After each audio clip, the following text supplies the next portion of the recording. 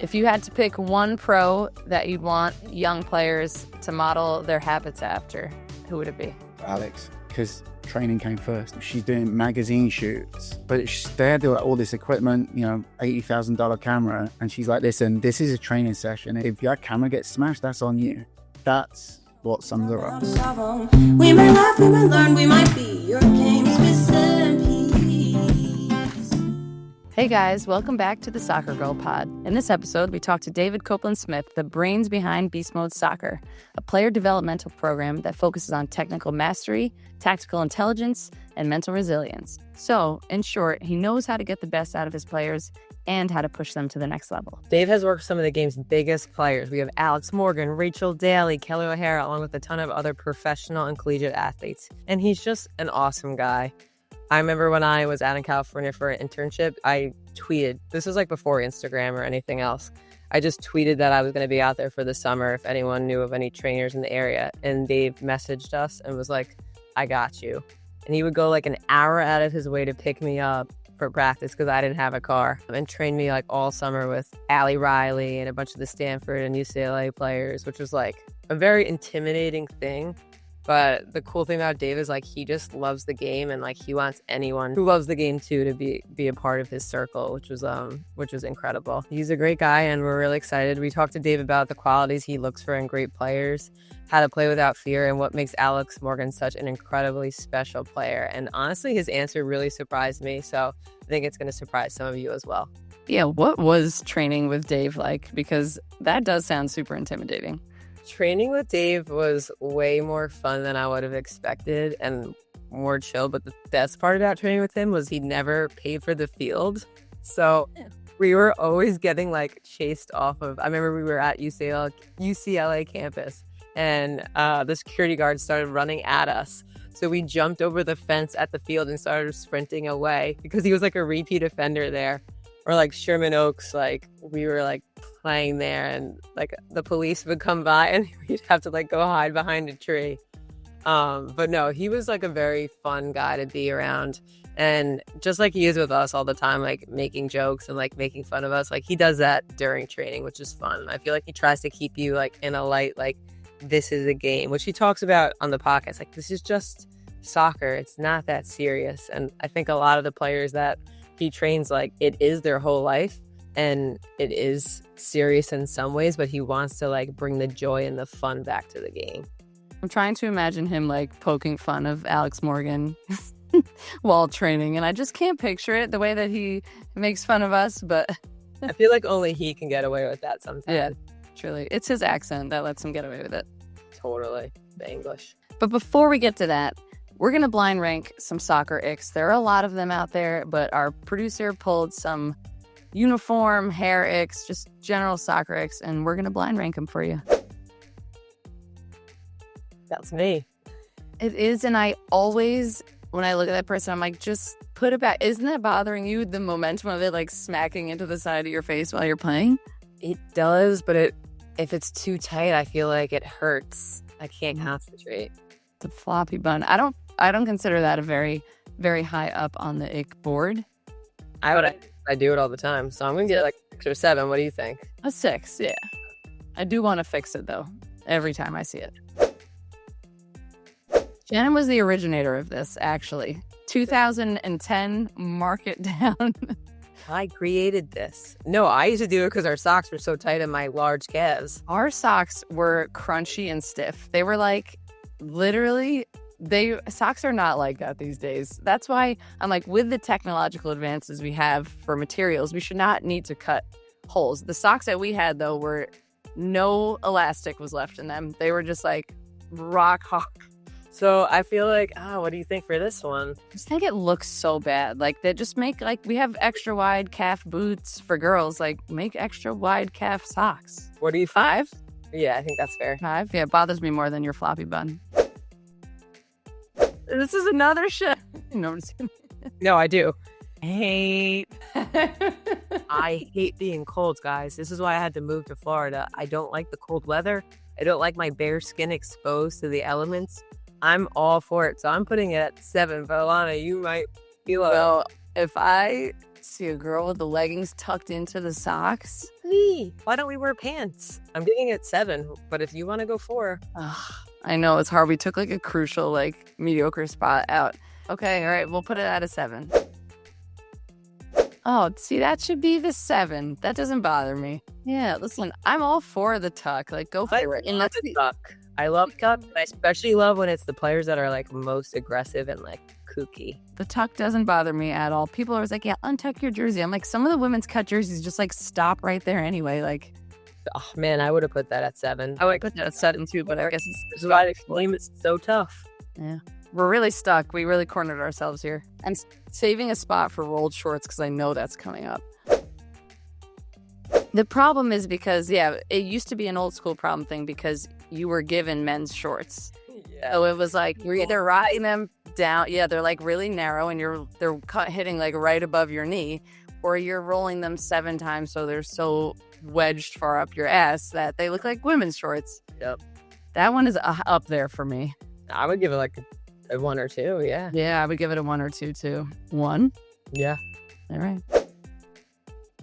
That's number 1. That's terrible. The only person that's allowed to do that is Michelle Akers. I hate that. I would have put that as number 1. This is just for functionality purposes. You cannot play when it's like could be covering your eyes. I'm putting it at 2. Yeah, that should be the 2. I agree with you. I am not intimidated. No, the girl has her hair all the way down. No, definitely. I don't know why. Because she's making smart choices. She's not going to make smart choices on the field. Nor will she be able to see. So you use a 2 pouch. That's fair. I feel like it would have been a 4. I don't like it. So it annoys me that some people can pull it off. I also feel like it's very trendy. Like, I feel like the girls who wear it really high, then like 2 years later, are the ones who are wearing it like mid-calf. We did terribly because we covered some crucial spots before we should have. I definitely think that tuck-in jerseys does not deserve the party foul that it is given. I agree. I would have put tucked in at 7. Probably moved everything up. Yeah. I think we got the first 2 correct, though. What happened? This is another ick that I have. The big fleece headbands that cover your ears. I would wear those too. Is that? Yeah, but like those at least, like you're choosing function over appearance, and they function well. All right, here's our chat with Dave. All right, so we're gonna dive right in, Dave. It's great to see you. You're looking great. I like your backdrop. You look happy. You got a lot more hair. I love it. You have lettuce. Look at that lettuce. Look at that. Yeah. When you start working with an athlete, what do you look for right away? Like, what are your things that you're looking at them for? Coachability is first. Will you say no to training someone? Oh yeah. I've fired a few people. When you present someone like, hey, like this is what we're going to work on today. This is why, and they just flat out say you're wrong, and I'm showing you video. This is evidence based. This isn't like what I think. This is actual evidence. So, and it's with what I do, it's very much like a vibe thing as well, right? You have to trust me. I have to trust you that you're going to do it. And that's, you look at the players that I've worked with that for the longest, really like Alex, it was trust. They know that I'm religiously watching every game, religiously scouting everything they do. So they know when they show up, everything is built specifically to improve them. Yeah, I'd say the first thing is coachability. Second thing is vibes, growth mindset. And third is, do they have the ability to not just take it on board, but to work when they're away from me? And obviously with the pro players, a lot of my work is off season. Like a player like Sarah Gordon. Have you had Sarah on? Yeah. Sarah is one of my favorite people because Sarah drives so far every day to be at the field at 7 a.m. every day, pretty much every day in the off season. She just wants to work and grow and get better. So there's a lot of them, like Kennedy Fuller. If you have Kennedy on? Mm-hmm. Dave, are you listening to our podcast? No, I'm just kidding. Yeah. No, we've had Kennedy on. She's great too. For me, she epitomizes like that age group. Because that age group have kind of grown up with analysis, and she just flat out trusts. and again, because she knows that everything we do is based for her. Do you find that players like who train with you, you see their confidence growing pretty quickly, or is it an individual experience too? 100%. As what I do is like with IDP work, yeah, it's important. The technical aspect is important, but it's the psychological aspect that isn't in your loading data, right?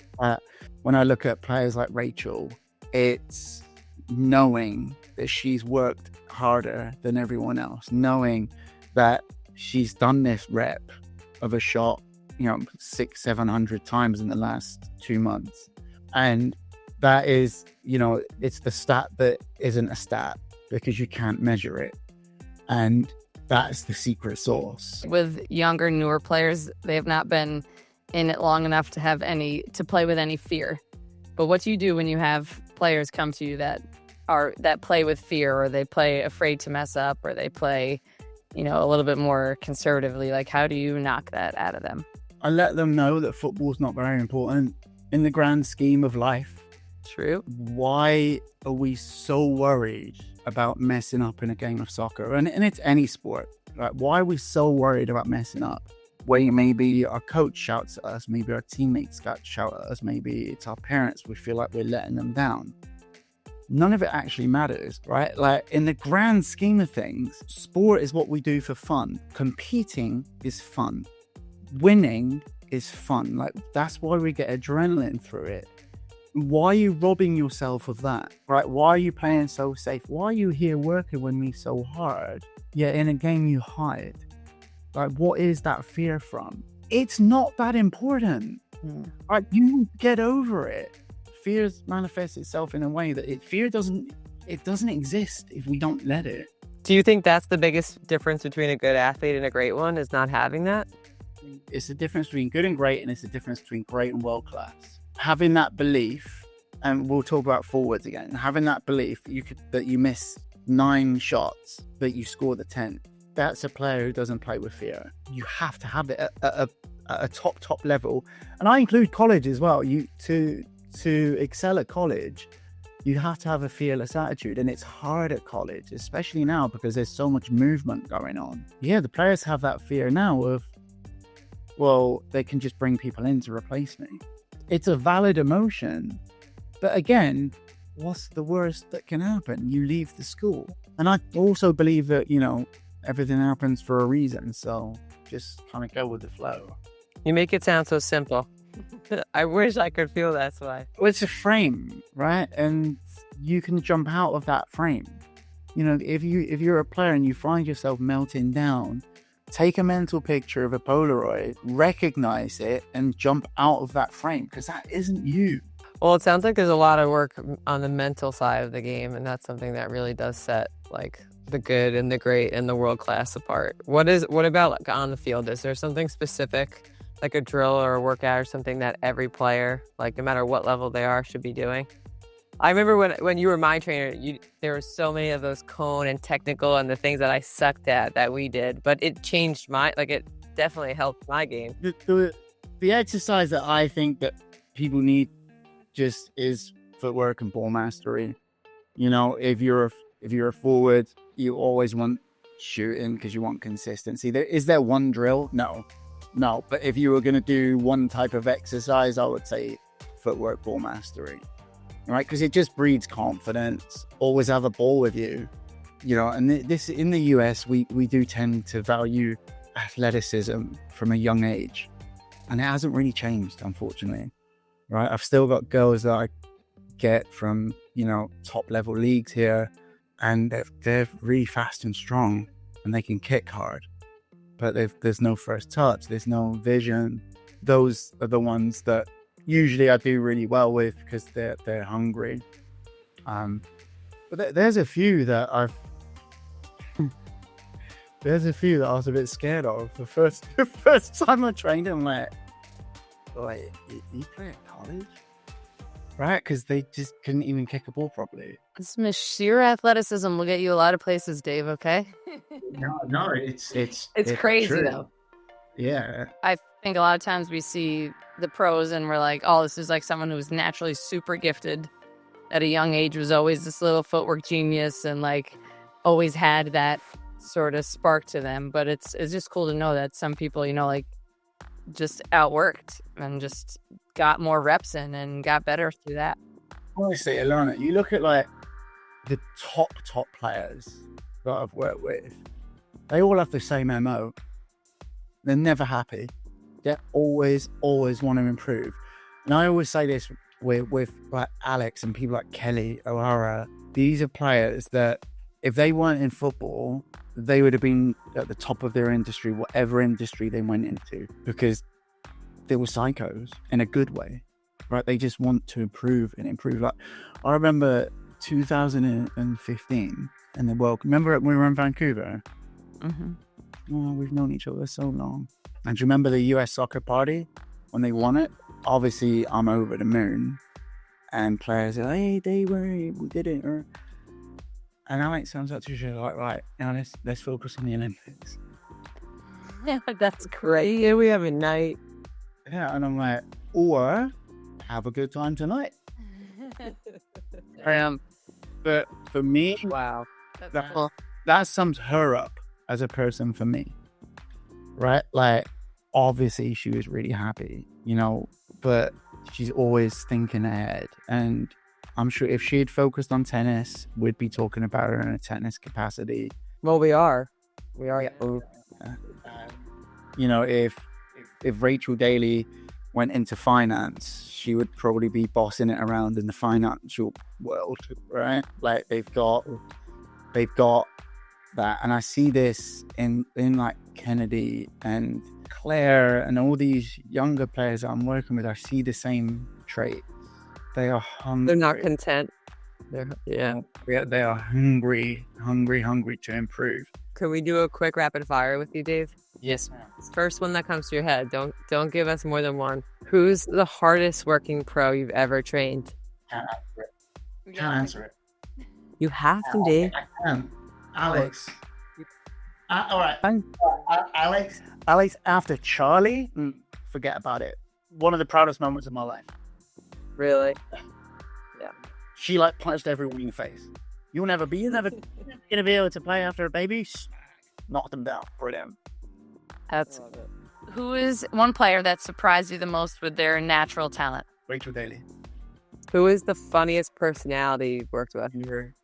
Who is the player that hates losing the most? Oh, Kelly O'Hara. Oh, I could definitely see that. yeah. Who takes recovery the most seriously? All of them. Now, all of them. All the pros. Yeah. Who's the best like locker room leader you've worked with? Riley, probably. Ali. Because she's a very selfless leader. Love her. Yeah, she's like one of the ones that even if she's not playing, she's getting you pumped up. And she's proven this in the last few months with her injury, right? She's still there. I feel like Arouse is the one that you want. You know, if you're going through something bad, she'll be your hype man. If you had to pick one pro that you'd want young players to model their habits after, who would it be? Alex, because training came first. Even when, you know, she's doing magazine shoots, I think I can't remember what it is, for one of the big magazines, and she's like, it can't interrupt with training. And this is the one that was for like me, Instagram as well, but they had all this equipment, you know, $80,000 camera. And she's like, listen, this is a training session. If that camera gets smashed, that's on you. And it wasn't I've got to look good. She just did a session, and they're like, that's what sums her up. Who's the most technically gifted player you've ever coached? Technically gifted, Jacqueline Ovalle, Jackie Elizabeth Ovalle from Tigres, but she's just joined Orlando. Savage, like so technical and just a savage in the box. All right, and then who's one professional that you have seen the most growth in as a player? Ali Riley. Because I had Ali since she was in high school, right? Like, kind of like the same, like I've had a bunch since in high school, but Riley was the first. So she's the one that, you know, always sticks into my head because she's still growing. So good on her. She's never content. No. She's always hungry. Yep. I love it. Like me when I'm doing it fasting. Well, Dave, thank you so much for coming on. We wish we could just talk to you. We could just make this a once a week thing. Maybe you should respond more in the chat, you know? Deal. All right. Okay, that's it, guys. Thanks for joining us. Let us know who you want to see us interview next. What should we talk about?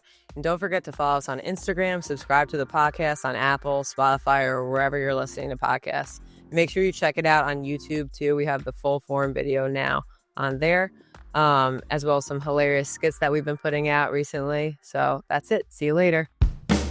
Soccer girls, you know we got some problems. So tune on in, know where we talking how to solve them. We might laugh, we might learn, we might be your king.